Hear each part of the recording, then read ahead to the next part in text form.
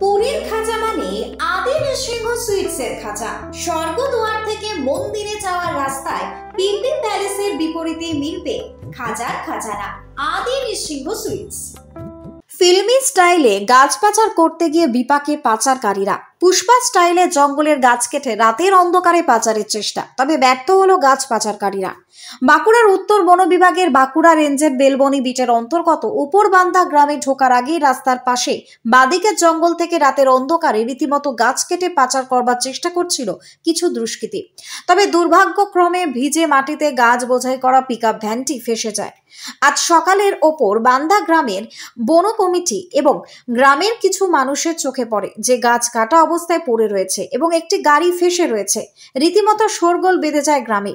বিষয়টি জানানো হয় বেলবনি বিট অফিসে এবং তড়িঘড়ি বেলবনি বিট অফিসার এবং বাঁকুড়া রেঞ্জ অফিসার এসে গাছ এবং পিকআপ ভ্যানটিকে ইতিমধ্যেই আটকও করেছে।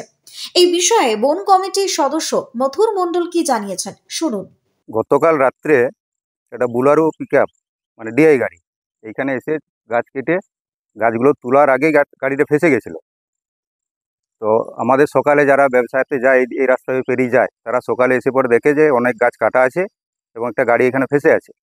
তারা রীতিমতো আমাদের গ্রামে ফোন করে, যথারীতি আমাদের গ্রামের থেকে আমরা সবাই এসে দেখি যে গাড়িটি এই জঙ্গলের মধ্যে ফেসে গেছে এবং প্রায় 150-200 গাছ এখানে কাটা অবস্থায় পড়ে আছে।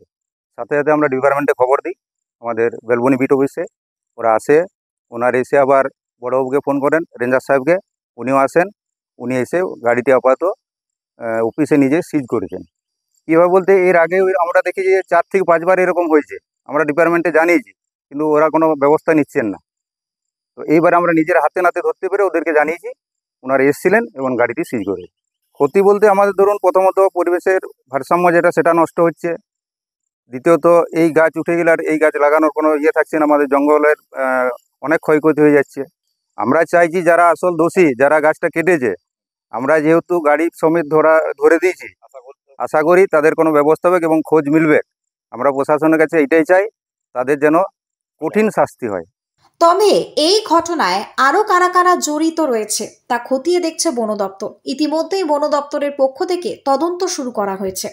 এই বিষয়ে বাঁকুড়ার রেঞ্জ অফিসার নির্মল দাস কি জানিয়েছেন শুনুন।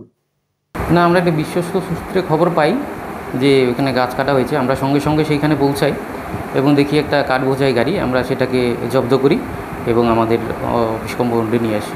এটার তদন্তের বিষয়ে আমরা তদন্ত করে ওনার যে ব্যবস্থা হবে, আইনানুগ ব্যবস্থা, সেটা গ্রহণ করা হবে।